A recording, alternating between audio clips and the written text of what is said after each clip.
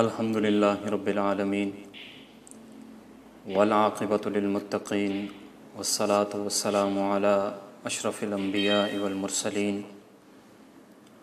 وعلی آلہ واصحابہ اجمعین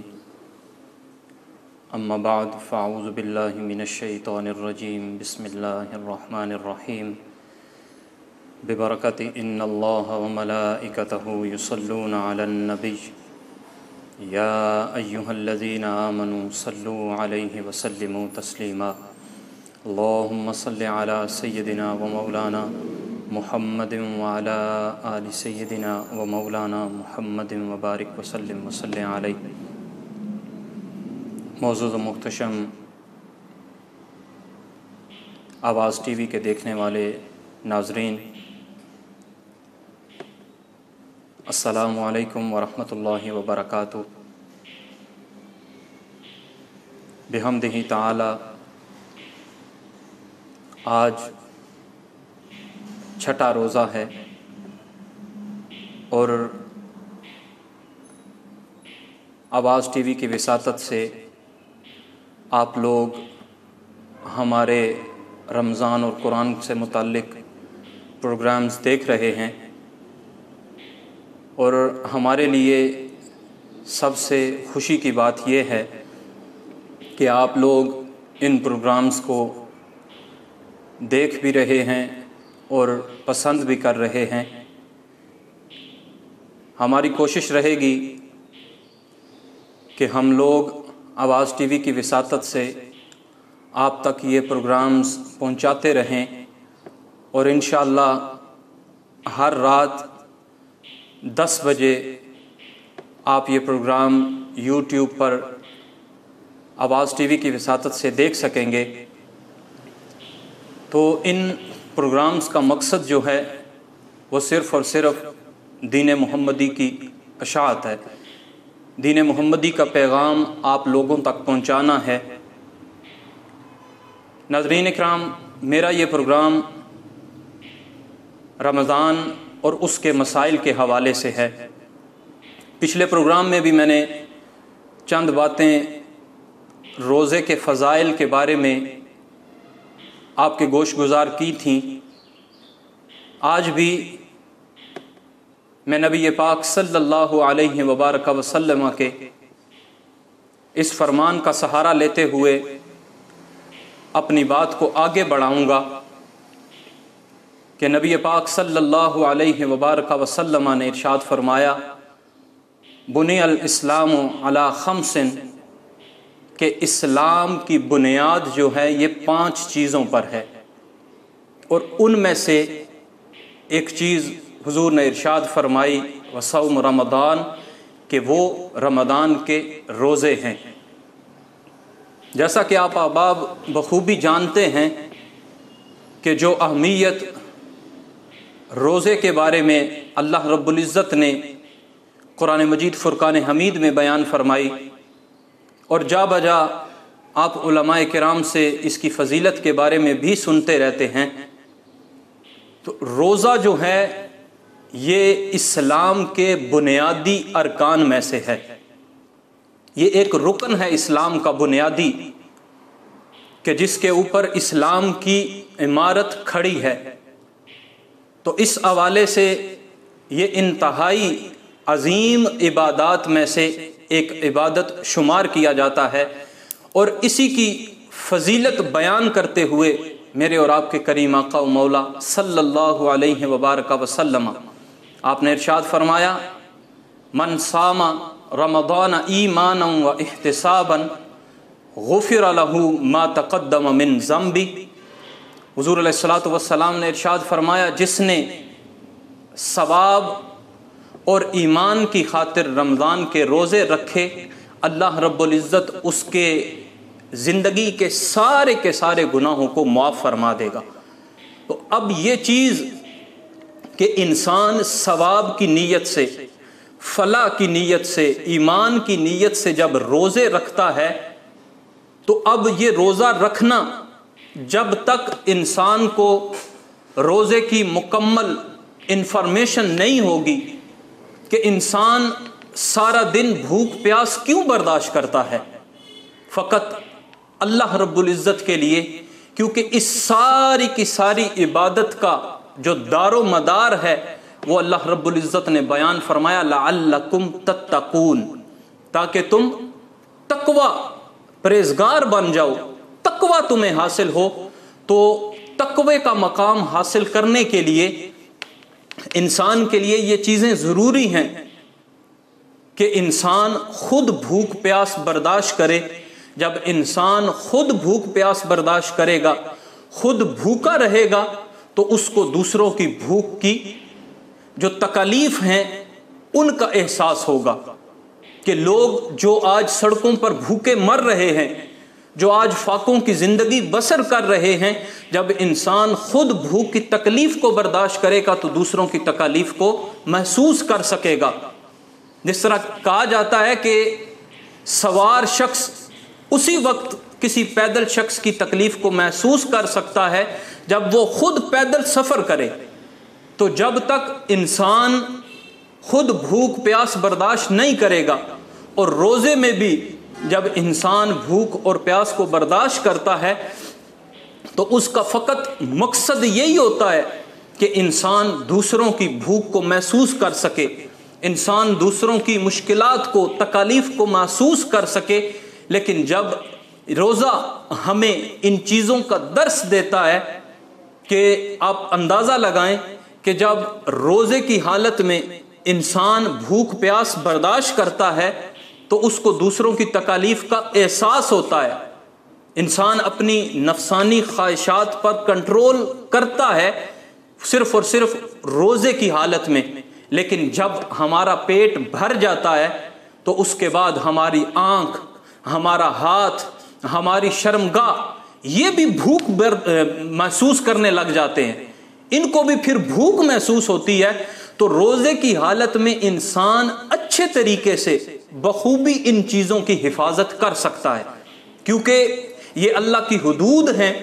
جب انسان ان کو پامال کرے گا پھر انسان کو اس کا نقصان بھی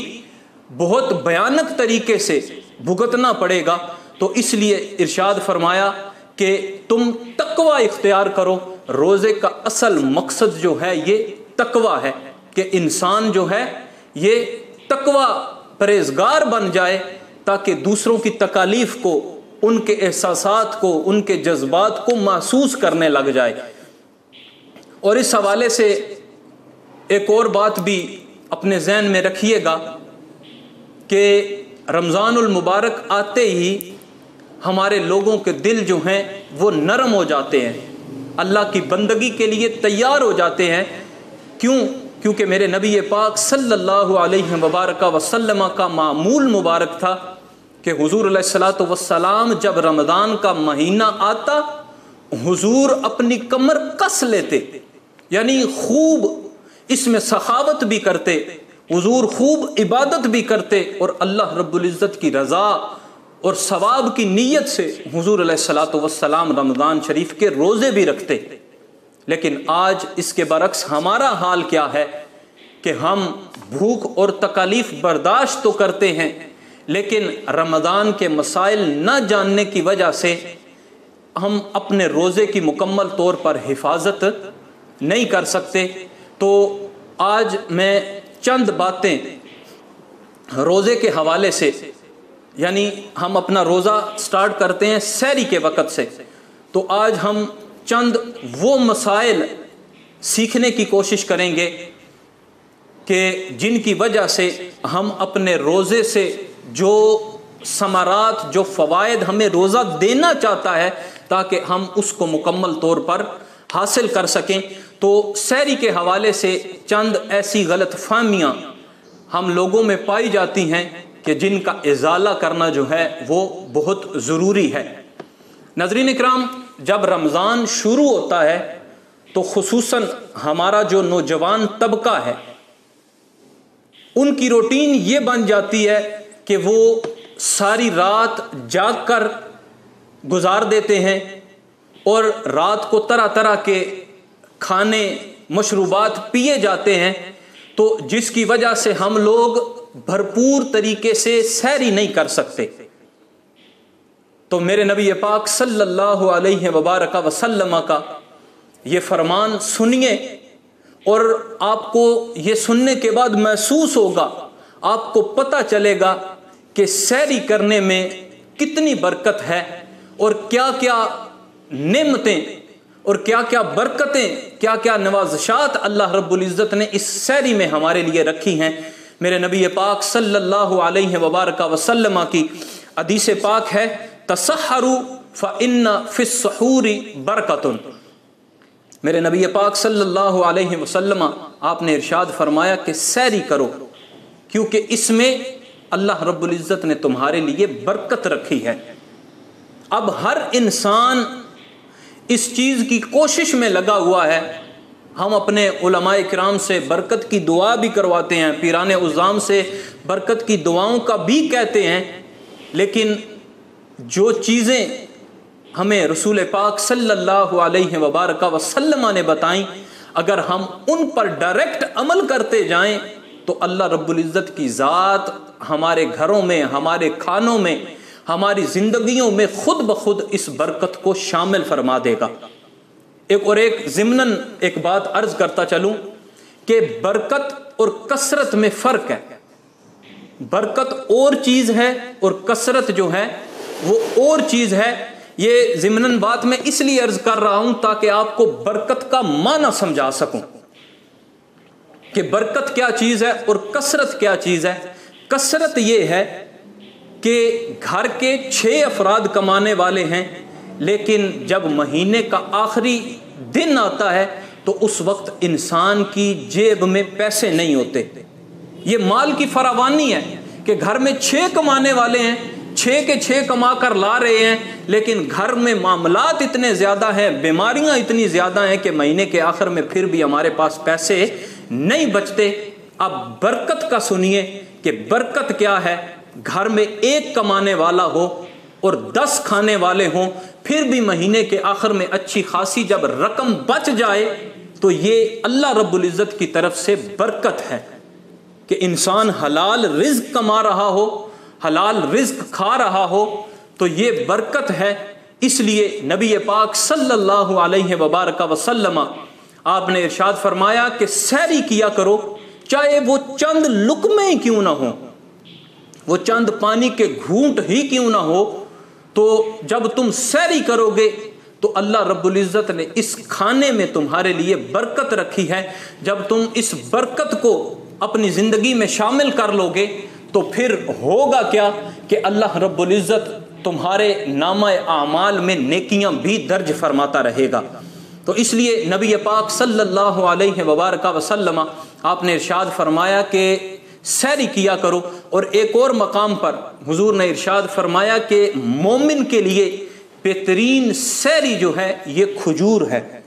کچھ چند دانے جو ہیں یہ اپنی سحری میں ضرور شامل کریں کھجور کے بھی، کیونکہ اس سے بہت سی بیماریاں بھی دور ہوتی ہیں. اور کھجور ایسی غذا ہے کہ جس کو میرے نبی پاک صلی اللہ علیہ وبارک وسلم نے خود پسند فرمایا ہے. اور ہمارے لیے بحیثیت مومن، بحیثیت مسلمان یہ چیز ہی کافی ہے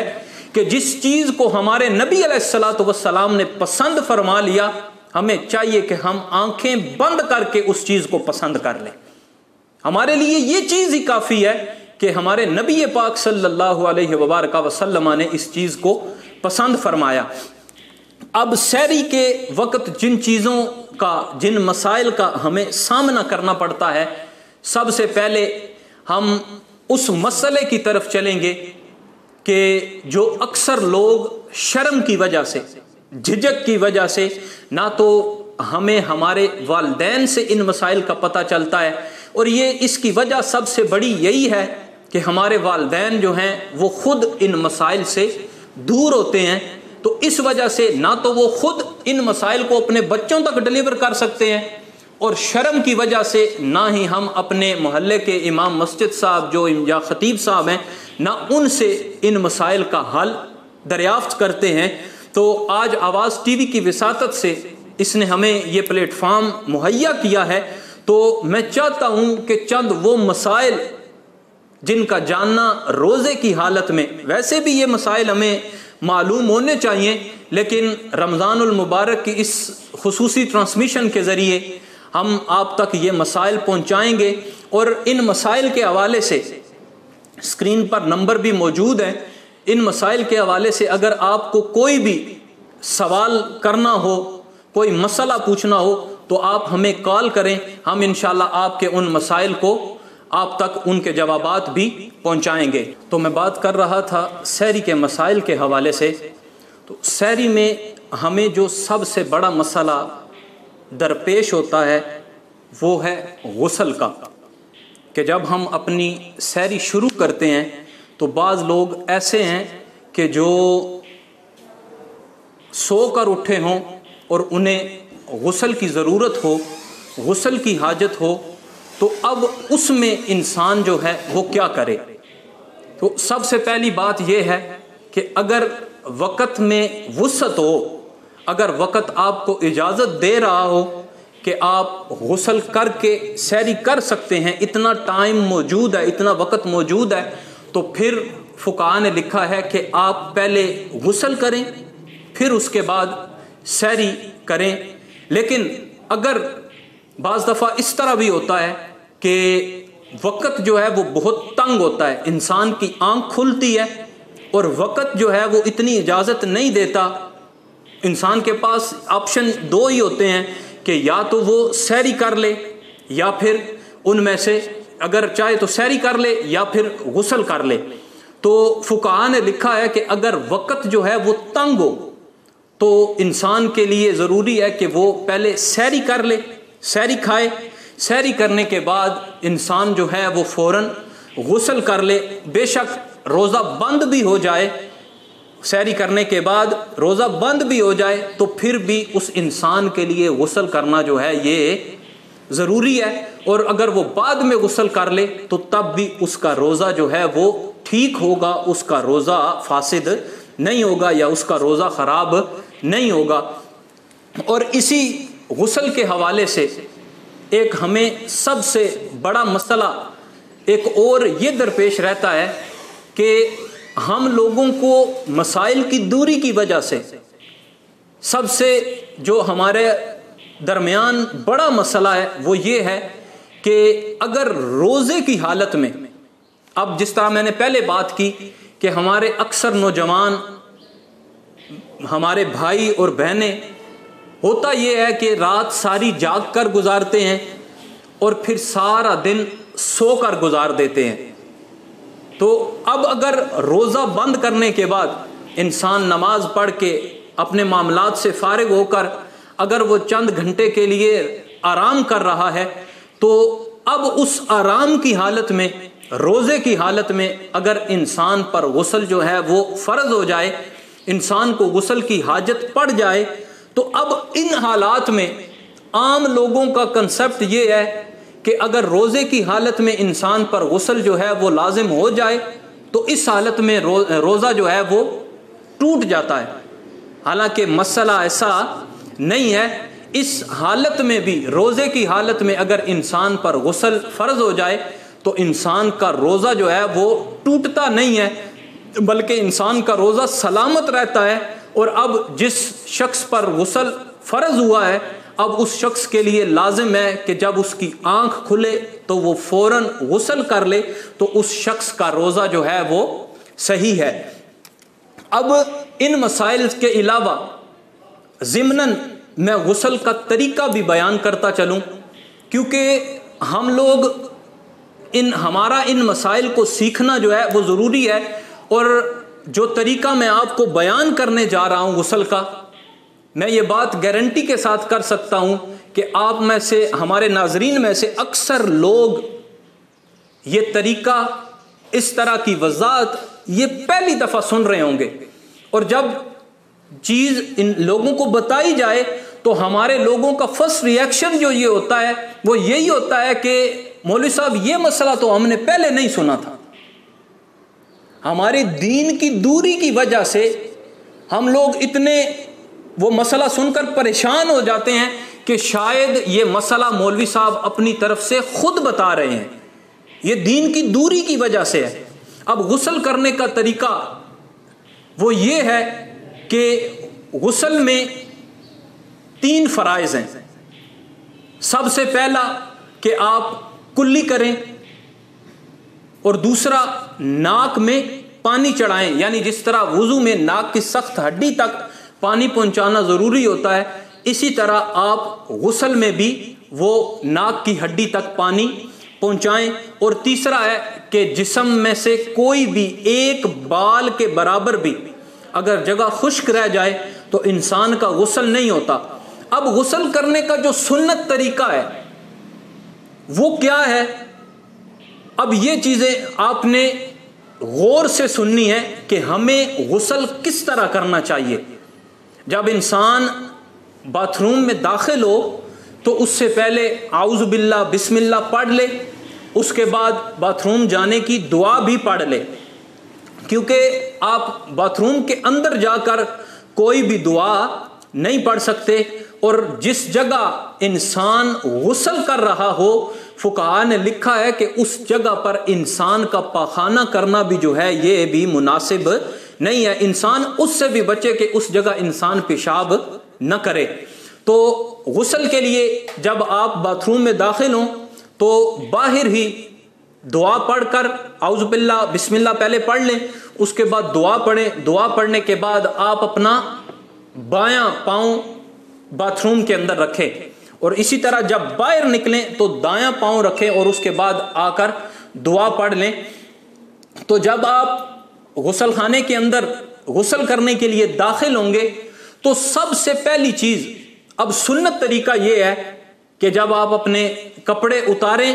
تو اس کے بعد آپ مکمل جس طرح نماز کے لیے وضو کیا جاتا ہے اس طرح وضو کریں۔ جب آپ مکمل وضو کر لیں گے تو پھر اس کے بعد اب جو غسل کے فرائض ہیں، کلی کرنا، ناک میں پانی چڑھانا، یہ دونوں فرائض جو ہیں یہ آپ کے اس وضو میں مکمل ہو جائیں گے۔ اور یہ بات بھی یاد رکھیں کہ جب آپ وضو کرنے کے بعد اپنا غسل شروع کریں گے، اگر آپ یہ سنت طریقہ میں بتا رہا ہوں کہ آپ غسل کرنے سے پہلے وضو کر لیں، لیکن اگر آپ وضو نہیں کرتے تو ان لوگوں کے لیے سب سے ضروری جو چیز ہے کہ وہ اپنا خشک ہاتھ، آپ کے ہاتھ خشک ہیں پانی کے ساتھ تر نہیں، تو آپ خشک ہاتھ جو ہے وہ پانی کے برتن میں جوں ہی پانی لینے کے لیے آپ اس برتن میں اپنا ہاتھ ماریں گے تو آپ کا پانی سارے کا سارا مستعمل ہو جائے گا، وہ پانی آپ کے غسل کے لائق رہے گا ہی نہیں۔ یہ بات یاد رکھیے کہ خشک ہاتھ جو ہے یہ آپ اپنے نہانے والے برتن میں نہ ڈالیں۔ آپ جس ڈول کی مدد سے، جس چیز کی مدد سے آپ، جس برتن کی مدد سے آپ پانی لے رہے ہیں، کوشش کریں کہ جب بڑے برتن میں آپ پانی بھریں تو چھوٹا برتن جس سے آپ پانی لے کر نہا رہے ہیں، جس ڈبے کے ساتھ، آپ اس ڈبے کو ایک سائڈ پر رکھ دیں تاکہ وہ بھی خشک ہوگا تو آپ اس برتن کے ساتھ پانی لے کر پہلے اپنے ہاتھوں کو اچھی طرح تر کریں، دھو لیں، پھر اس پانی میں استعمال کریں۔ لیکن جب آپ اپنا خشک ہاتھ اس پانی کے برتن میں ڈالیں گے نہانے والے تو آپ کا پانی جو ہے وہ مستعمل ہو جائے گا اور اس کے بعد آپ کا غسل نہیں ہوگا۔ تو یہ باتیں بھی سیکھنے کی ہیں کہ ہمیں غسل جو ہے وہ کس طرح کرنا چاہیے۔ جو سنت طریقہ آپ کو بتا رہا تھا کہ پہلے آپ وضو کر لیں، وضو کرنے کے بعد آپ اپنے مکمل جسم پر 3 مرتبہ پانی بہائیں اور اپنے جسم کو خوب اچھی طرح مل لیں، صابن کے ساتھ صاف کر لیں تاکہ جتنی بھی گندگی اور نجاست آپ کے جسم کے ساتھ لگی ہے وہ ساری کی ساری اتر جائے۔ تو اس طرح آپ کا غسل جو ہے وہ مکمل ہو جائے گا۔ اور غسل کرنے کے بعد، کیونکہ ہمارے جو باتھ روم بنے ہوتے ہیں ان کا فرش جو ہے وہ بالکل سیدھا ہوتا ہے، ہم نے نہانے کے لیے کوئی اونچی اور مناسب جگہ نہیں رکھی ہوتی، تو اس لیے چاہیے جو غسل کرے اس کے لیے ضروری ہے کہ غسل کرنے کے بعد وہ ایک سائڈ پر ہو کر اپنے پاؤں جو ہے وہ مکمل طور پر دھو لے۔ اب جب غسل کر لیا تو آپ کا جسم جو ہے وہ مکمل پاک ہو گیا، تو روزے کی حالت میں بھی جب آپ کو غسل کا سامنا کرنا پڑ جائے، آپ پر غسل فرض ہو جائے، تو اس کا بھی یہی طریقہ ہے۔ اور یہ بات بھی یاد رکھیں کہ جب آپ نے غسل کے دوران جب شروع میں وضو کر لیا تو پھر اب نماز کے لیے جب آپ نماز پڑھیں گے تو اس کے لیے الگ سے وضو کرنے کی ضرورت نہیں ہے۔ اکثر لوگ جو ہیں وہ غسل سنت طریقے کے مطابق کرتے ہیں، پھر اس کے بعد غسل کرنے کے بعد پھر جب وہ نماز کے لیے کھڑے ہوتے ہیں تو پھر علیحدہ سے وضو کرتے ہیں۔ لیکن یہ بات یاد رکھیں کہ یہ مسئلہ نہ پتہ ہونے کی وجہ سے، لیکن اگر آپ کو مسئلہ پتہ ہے کہ غسل سے پہلے جو آپ وضو کر رہے ہیں تو اس سے آپ کا وضو بھی ہو جائے گا، تو آپ کو چاہیے کہ اگر آپ اسی وضو کے ساتھ نماز پڑھنا چاہیں تو آپ اس وضو کے ساتھ نماز پڑھ سکتے ہیں۔ لیکن اگر آپ وضو کے اوپر ایک اور وضو کرنا چاہیں تو یہ بھی منع نہیں کیا گیا اس چیز سے، یہ بھی آپ کے لیے باعث ثواب چیز ہے کہ آپ وضو کے ہوتے ہوئے بھی برکت کی وجہ سے وضو کرنا چاہیں تو کر سکتے ہیں۔ اب سحری کے مسائل میں سے 2-3 مسئلے ایسے اور بھی ہیں کہ جن کا ہمیں اکثر سامنا کرنا پڑتا ہے۔ ان میں سے سب سے ضروری جو مسئلہ ہے وہ ہے الٹی کا مسئلہ، کہ اگر انسان کو اکثر یہ ہوتا ہے کہ ہم لوگ جب سحری کر چکتے ہیں تو اس کے بعد جب ہم دانتوں کو صاف کرنے کے لیے ٹوتھ پیسٹ کا استعمال کرتے ہیں یا مسواک کا استعمال کرتے ہیں تو اکثر لوگوں کو الٹی کا سامنا کرنا پڑتا ہے۔ روزے کی حالت میں الٹی اگر ہو جائے تو اب ہم لوگوں کا کنسپٹ یہ بنا ہوا ہے کہ روزے کی حالت میں الٹی ہوئی تو روزہ ختم، اس کے بعد ہم کھانا پینا شروع کر دیتے ہیں، لیکن مسئلہ ایسا نہیں ہے۔ یہ بات یاد رکھیں کہ روزے کی حالت میں اگر انسان کو الٹی ہو جائے، چاہے وہ تھوڑی ہو یا منہ بھر کر ہو، اس سے انسان کا روزہ جو ہے وہ فاسد نہیں ہوتا، انسان کا روزہ نہیں ٹوٹتا۔ صرف ایک حالت ایسی ہے جس میں اگر انسان کو قے آئے تو روزہ ٹوٹ جاتا ہے، روزہ ختم ہو جاتا ہے، اور وہ حالت کون سی ہے کہ جب انسان جان بوجھ کر انگلی مار کر یا جان بوجھ کر کسی طریقے کے ساتھ قے کرے اور وہ منہ بھر کر ہو اور انسان کو یہ بھی یاد ہو کہ وہ روزہ دار ہے، تو صرف اس حالت میں قے کرنے سے انسان کا روزہ ٹوٹ جائے گا۔ ادروائز جتنی بھی سچویشنز ہیں، جتنی بھی صورتیں ہیں، اگر انسان کو ٹوتھ پیسٹ کرتے ہوئے سحری سے پہلے اگر الٹی ہو گئی، یا روزے کی حالت میں، یا مسواک کرتے ہوئے، یا خود بخود اگر انسان کو قے آ جائے، تو ان تمام صورتوں میں انسان کا روزہ جو ہے وہ ختم نہیں ہوتا، انسان کا روزہ فاسد نہیں ہوتا۔ اب اکثر لوگ یہ سوال کرتے ہیں کہ ٹوتھ پیسٹ کرنے کا کیا حکم ہے روزے کی حالت میں؟ تو مطلقاً یہ مسئلہ یاد رکھیں کہ مطلقاً ٹوتھ پیسٹ کرنا یا مسواک کرنا جو ہے یہ روزے کی حالت میں منع نہیں ہے۔